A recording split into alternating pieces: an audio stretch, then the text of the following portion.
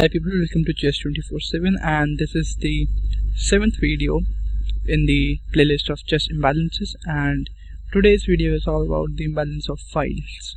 Well, we all know that in the middle game or even in the end game, open files and the control over these files are pretty much a bone of contention, because both the sides are fighting for the files for their rooks, because normally in the end game it's the fight with the rooks and the pawns. Generally both the opponents tries to seize control of a better file.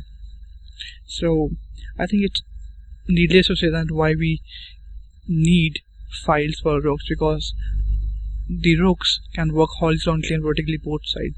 Although they can work horizontally without open files, but their force doubles and their force aggravates if the file is open, so that they can work in both the directions, that is horizontally and vertically. But these files does not appear on their own. You have to create these open files. Sometimes you have to create some pawn blast, or sometimes you have to seize control. You have to take forcefully control.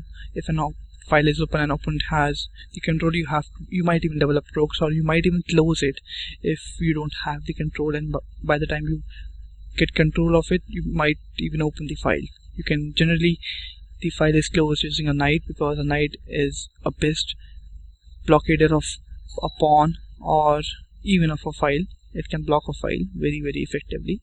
So yeah, with that said, let's dive into it. Okay, so the rule 1 says that you should use your pawns to blast open files. This holds true in open and closed positions. For example, in the following position, a player might be tempted to play d3, which gives another defender to the e-pawn and frees the dark bishop. However, what does this do to help your rooks? Nothing at all. Much better would be d4 followed with bishop e3, obviously if the exchange does not take place, and then queen to d2 and rook a to d1. And now the white rooks are showing a hint of activity on the d file.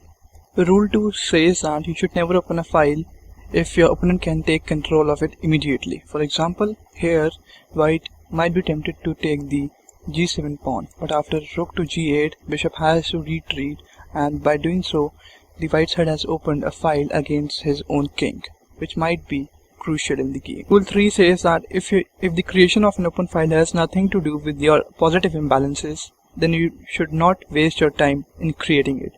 For example, in the following positions, black's pawns point to the king side, so it does not want to only play towards that, but in that side, but he also aims to open files. He also want to gain some extra territory in that area. On the other hand, white's dream of c4 to c5 also attempts to open files on the side of the board where he enjoys more space. Rule number 4 says that at times you can allow the opponent to dominate an open file as long as you make sure that no penetration point exists along it.